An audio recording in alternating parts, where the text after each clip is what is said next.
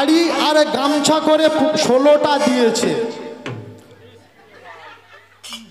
5টা গামছা দিয়েছে, আর 7টা হচ্ছে ছাপা শাড়ি, বড় সুতির ছাপা শাড়ি, আর 4টে হচ্ছে তাঁতের বড় শাড়ি। মানে আমাদের যে পুরোহিতরা উনি হচ্ছে বড় না লিখলে ওনার ঠিক পোষায় না। বেশি দূরে না, আমি বেশি দূরের ছেলে না, হরিণডাঙ্গায় বাড়ি, কাছের ছেলে। তা সেই পুরোহিত বিবাহের ফর্দে 16টা শাড়ি গামছা লিখেছে, তারপরে প্রণামী আলাদা, আশীর্বাদী আলাদা, আর সব কি আছে সেগুলো আলাদা। তাছাড়াও দক্ষিণা লিখেছে 2501 টাকা। বড় মাপের পুরোহিত। এই হচ্ছে আমাদের বর্তমানে বিবাহ। আর শ্রাদ্ধ হলে সে তো আর, এদিকে শ্রাদ্ধ হলে বেশি লেগে নাকি?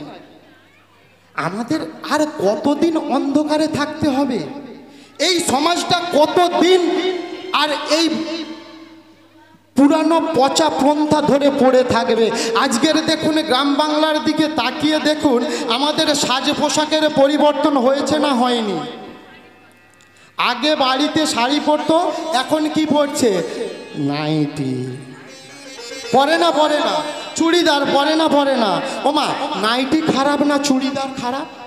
কোনো পোশাক কি খারাপ? আমাদের পরার কাছে কায়দা, আমরা যদি ভদ্রভাবে পরতে পারি তাহলে সব কিছুই ভালো।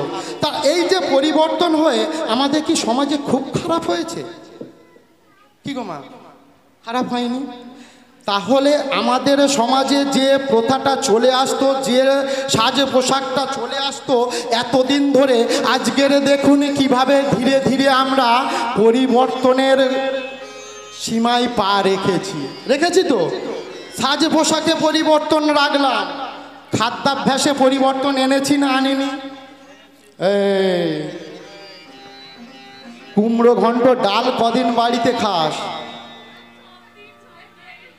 আর বিরিয়ানি খাস না? বাবা, ওমা আপনি তো বসে আছেন, বলুন তো মা, আপনি ছোটবেলায় বিরিয়ানি কি জানতেন? নামই শোনেননি? হ্যাঁ, মা বলে টিভি কি জানতাম না। তা এই যে দেখুন আজকের তাহলে পরিবর্তন এসছে না আসেনি গো মা? আজকের দেখুন আমরা 2002-03-এর সময় আমরা মোবাইল কি জানতাম না। আমরা যখন কলেজে ভর্তি হয়েছি তখন আমার কাছে মোবাইল ছিল না। যখন এমএ পড়ছি তখন একটা মোবাইল, ছোট মোবাইল কিনেছি। আর আজকের দেখুন 9-10-এ উঠেছে তো ফোনে হাতে ফোন দিয়ে দিয়েছে। তাহলে পরিবর্তন হচ্ছে যুগের সঙ্গে তাল মিলে। আজকের থেকে দেখুন ভারতবর্ষের দিকে তাকিয়ে দেখুন, 1971-এ যুদ্ধ হয়েছিল ভারত পাকিস্তান, তখন ভারতের সামগ্রী অস্ত্রগুলো কী ছিল, আর আজকের ভারত কিভাবে টেকনিক্যাল অস্ত্রগুলো ব্যবহার করছে। তাহলে পরিবর্তন হচ্ছে জীবনের অঙ্গ, জাতির অঙ্গ হচ্ছে পরিবর্তন।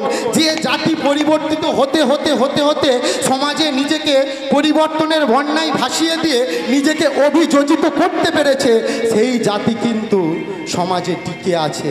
আর যারা অভিযোজন করতে পারেনি তারা কিন্তু সমাজ থেকে ধীরে ধীরে হারিয়ে যেতে বসেছে। আগেকার দিনে কোডাক মোবাইল ফোন, এই ফটো, যে ফটো ছিল কোডাকের রিল ছিল, আজকের দেখুন সেই কোডাক আর আমরা শুনতে পাই না। নোকিয়াটা শুনতে পাই, তাও খুব কম। কারণ এরা ধীরে ধীরে সময়ের সঙ্গে সঙ্গে নিজেকে মানিয়ে চলতে জানে না। তাহলে পরিবর্তন যখন আমরা আনলাম সাজ পোশাকে, পরিবর্তন যখন আনলাম জীবনচিত্রে, পরিবর্তন যখন আনলাম খাদ্যাভ্যাসে, তাহলে যদি কিছু পরিবর্তন আনলে আমাদের সমাজের উন্নতি হয়, আমরা কেন আনব না? বাড়ির পূজা নিজেরা করেন তো প্রত্যেক দিন? দেখি কোন কোন মায়েরা 365 দিন পূজা করেন, হাত তুলুন তো।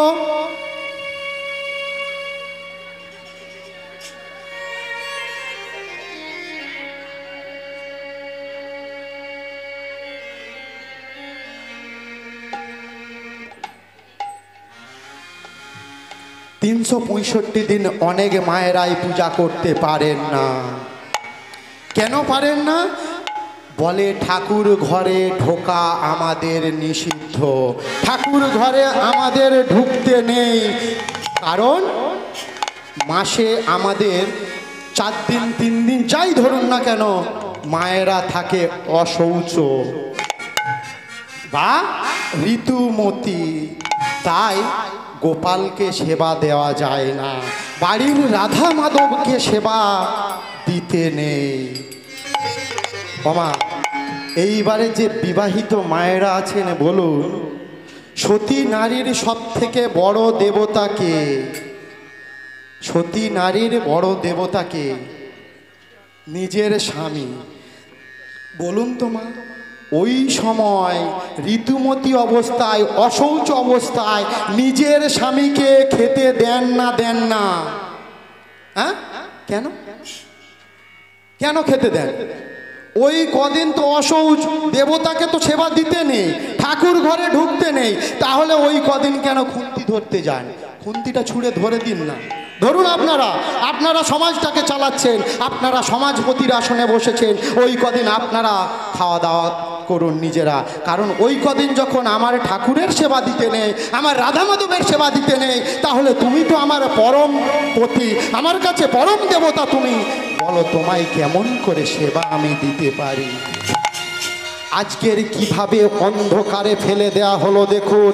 সমাজে মা যদি ঋতুমতী না হতো, মা যদি অসহজ না হতো, তাহলে আজকের সমাজ ধ্বংস হয়ে যেত, মাতৃত্ব বলে এই শব্দটা মুছে যেত পৃথিবীর বুক থেকে। তাহলে মা কিভাবে অসুচি হতে পারে? আগে আমাদের বোঝা লাগবে, আগে আমাদের বুঝতে হবে মা কখনো অপবিত্র হতে পারে না। আজকের মা ঋতুমতী হয় বলেই সমাজটা আজও বেঁচে আছে। এই সমাজে আজও আমাদের আপনাদের মতো মানুষ বড় হচ্ছে, এক এক করে জন্ম নিচ্ছে। তাহলে সমাজ থেকে এই কুসংস্কারগুলো মুছে দিয়ে যান না, নিজের ঠাকুরকে নিজে একটা দিন সেবা দিন না, নিজে সেবা দিয়ে দেখুন না ঠাকুর বইমুখ হয় কি আপনার সেবাটা সাদরে গ্রহণ করে। আমাদেরকে অন্ধকার টুলি পরিয়ে দেওয়া হলো। আজকের দেখুন রীতিনীতির নাম করে আজকের বেদ আমাদের যদি ধর্মগ্রন্থ হয়, সেই বেদকে দূরে সরিয়ে পুরাণের কথা নিয়ে বড় করে দেখা হলো, বেদের বাণী গেল সরে। আজকের ঠিক আমাদের সমাজে রীতিনীতির আওতায় দেখুন 10 থেকে 20 বছর পিছিয়ে যান, পাড়ায় এত একাদশী তিথি ছিল না। ছিল কি মা? পাড়ায় একাদশী তিথি বেড়েছে না কমেছে? বেড়েছে। আমার ভক্তি বেড়েছে না কমেছে? হাঁড়ির সংখ্যা বেড়েছে না কমেছে? বাড়িতে হাঁড়ির সংখ্যা বেড়েছে না কমেছে? ঘরে ঘরে মন্দিরের সংখ্যা বেড়েছে না কমেছে? বাড়িতে বাড়িতে মন্দির বাড়লো, ঘরে ঘরে একাদশী তিথি বাড়লো। একাদশী তিথি করার লোক সংখ্যা বৃদ্ধি পেল হাঁড়ির সংখ্যা। কিন্তু যেটা সত্যিকারের বৃদ্ধি পাওয়ার কথা, অন্তরের প্রেম ভক্তি ভালোবাসা, সেই প্রেম ভক্তি ভালোবাসাটা ধীরে ধীরে হ্রাস পেতে শুরু করলো। তাই তো কত উচ্চ শিক্ষায় শিক্ষিত হয়েও, ভালো অফিসার হয়েও বাড়িতে বাবা মাকে দুটো ভাত দিতে বড় কষ্ট হয়। রাজপ্রাসাদ বানাতে পারি আমরা, বড় বড় অট্টালিকা বানাতে পারি, কিন্তু বাবা মার জন্য ছোট্ট একটা কুঁড়ে ঘরও আমরা করে দিতে পারি না। আজকের জগৎ সংসারকে শিক্ষা এখানেই দেওয়া। হে কলির জি, তুমি যে দেবতার কাছে গিয়ে হা কৃষ্ণ হা গৌর বলে মাথা ঘুরছ, তুমি 10টা দিন রোগগ্রস্ত ব্যাধিগ্রস্ত অবস্থায় পড়ে থাকো, ওই ভগবান তোমার কাছে এসে দেখার দিকে বানা দিবে। জন্মদাতা পিতা মাতা এসে কিন্তু ঠিক মাথায় হাত বুলিয়ে বলবে, কিরে বাবা তুই বাইরে যাস না কেন, বাইরে তোকে দেখি না কেন? যে পিতা মাতা তোমার কাছে বোঝা হয়ে দাঁড়িয়েছে, যে এই পিতা মাতার জন্য দুবেলা দুমুঠো ভাত জোটাতে পারো না, সেই পিতা মাতা ঠিক কাছে গিয়ে বলবে, ওরে গোপাল, তুই তুই কেন বাজারে যাসনি? তুই কেন অফিস যাস না? বলুন তো, এই পিতা মাতার ঋণ কি কোনো দিন শোধ করা সম্ভব? পারবেন কোনো দিন শোধ করতে? তোমরা যতই যাও না আমরা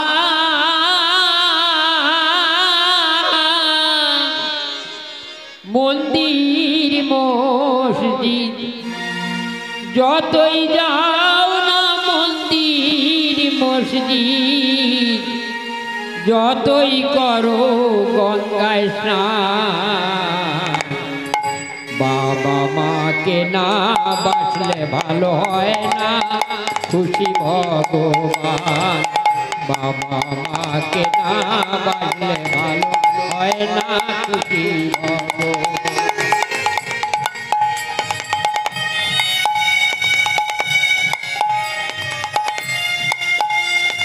আমরা বাড়িতে বাড়িতে গোপাল সেবা করি, 3 বার সময় করে তাকে সেবা দিতে পারি, যে আসল দেবতাটা জগৎ সেরা এ ভব সংসারে,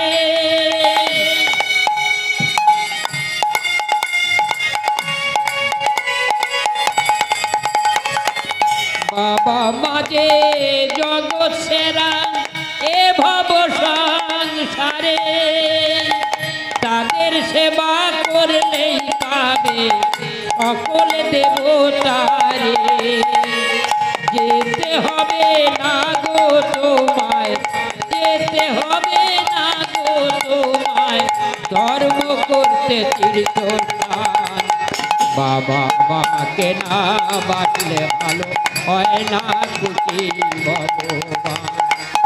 বাবা আমি গোপাল সেবা করি, বাসলে ভালো হয় না খুশি। কিন্তু একটা বারে ভেবে দেখুন তো, বৃদ্ধ পিতা মাতার জন্য 3 বার সময় করে ঠিকঠাক খেতে দিই তো? ওমা, আমি আপনাদের কাছে বলবো না আপনারা গোপাল সেবা দেবেন না, রাধা মাধবের সেবা দেবেন না, অবশ্যই দিন। গোপাল সেবা দিন, রাধা মাধবের সেবা দিন, শিবরাত্রি ব্রততে জল নিয়েছে বাবারা মাথায় ঢালুন। কিন্তু এই জগৎ সংসারে যে সত্যিকারের দেবতা, সেই পিতামাতার বৃদ্ধকালে স্নানের জন্য 2 বালতি জলটা অন্তত তুলে দিই, সেই পিতামাতার সেবার জন্য 2 মুঠো অন্ন জোগাড় দিই। এ জগৎ সংসারে যত অর্থ উপার্জন করুন না কেন, যত নাম করুন না কেন, যত মন্দির মসজিদ যতই গিয়ে পড়ে থাকুন না কেন, দেবতা সাড়া দেবে কি জানে না।